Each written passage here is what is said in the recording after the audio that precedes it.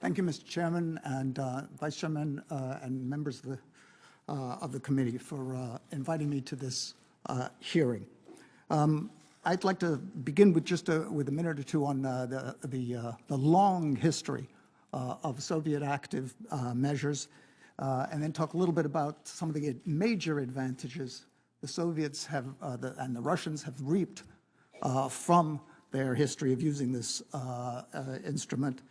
And finally, I'd like to come to what we have done in the past to reduce the effectiveness of Soviet behavior and what we might want to consider for the future. I think if one looks at the history of the last 100 years, you're going to find that the Russians and the Soviet predecessors have believed that active measures is a major tool for their advancement. They actually believe, whatever we think about it, that this gives them the possibility of achieving influence well beyond their economic and social status and conditions in their country. I think when you look at what they say now, what they do now, and the way they act and practice and talk about their active measures, they take this subject very seriously. Sometimes we in the United States have been aware of this, but for many, many decades, we did not take this subject seriously, and they were able to take enormous advantages. I think today that they basically believe they can use these techniques rather similarly to many of the ways they did this in the past. I do think that they are repeating many of the same practices that they did in the past. Yes, there may be some new techniques that are being used now. In fact, there are. And some of my colleagues on the panel and this afternoon are more expert on those techniques, particularly the use of the internet and particularly cyberspace. But we can sort of more or less be rest assured that the Soviets will be looking at other techniques and will be seeking to adapt and make their active measures much more productive for them in the future. Yes, the activities in the United States that you're particularly interested in do seem to be exceptional. We don't have very many other examples of where they interfered with election machinery, electoral apparatuses. What we do have are many, many examples of where the Soviets, working together, were able, with their allies abroad, their agents of influence abroad, to actually affect the elections in many, many countries in the 20th and early 21st century. The Soviets and their Russian successors took the view and take the view that they are able to hit above their weight. They can fight above their weight if they take to use active measures. They don't want to go to war. Neither of us wants to go to war, but they take the view that they can actually achieve a lot of what they want to do through their active measures. That is the combination of overt and covert techniques and resources. Overt and covert combined together in one pattern, and that they have the authority and the responsibility as leaders of the country to be able to do that. And they put this into practice. In the 20s and 30s, they created an enormous apparatus in the world. Russia was a poor, weak country, and yet Russia in the 20s and 30s set up whole organizations, overt and covert, throughout the world. We were able to challenge all the major powers of Europe and the United States. We may not have realized that these organizations were being set up, but they were considerable, and it took a lot of effort and skill on their part to do this. In the war of Second World War, they used this apparatus to be able to influence the politics of Europe after the war. Yes, they also used it during the war to help them, and sometimes us, in fighting the Nazis and the Italian fascists. But in a sort of in a major way, they were also preparing for being able to influence the outcome of the struggle for the balance of power in Europe during World War II. So while they were an ally, they were also planning to undermine democratic and liberal parties, including in the United States at that time. In fact, they were able to take advantage of the fact that we were friendly and that we were working together, that Uncle Joe was a friend of the United States at that time, they thought. And they were able to use that very successfully. And so as a result, they were nearly able to take over the balance of power in Western Europe.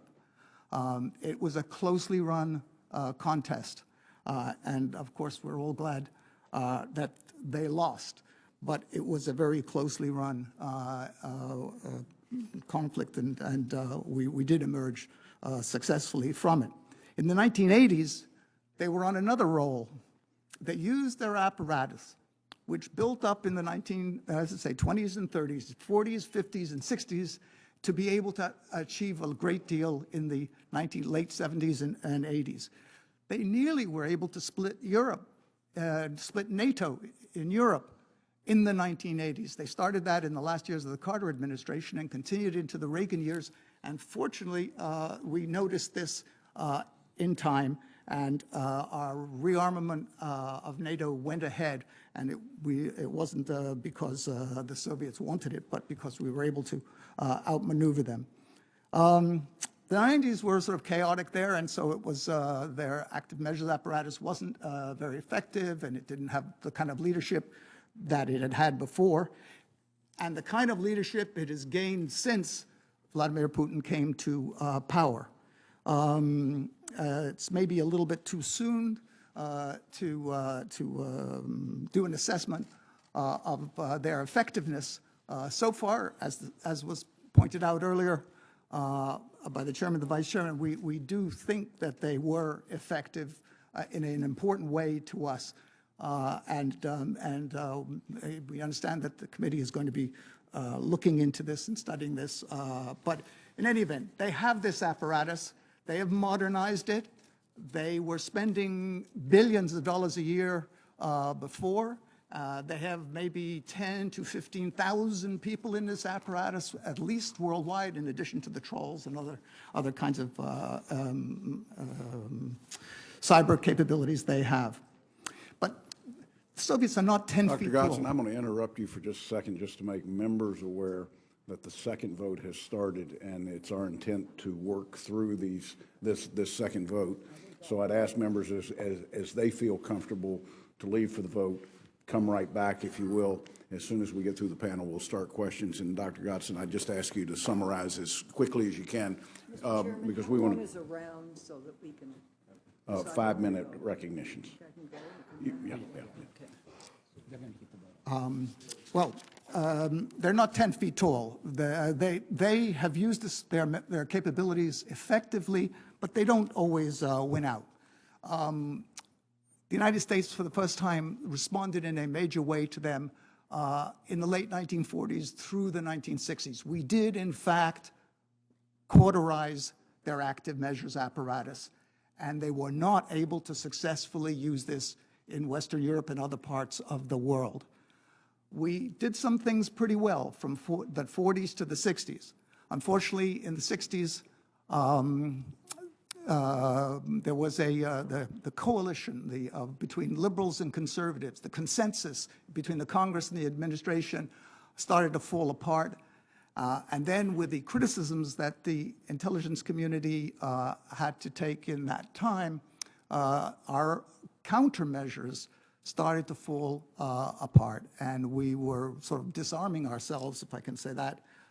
And so from the 60s through the late 1970s, we did not have a very effective counter-active measures capability. And the Russians, of course, took advantage of that in numerous places of the world. In the 80s, though, that changed.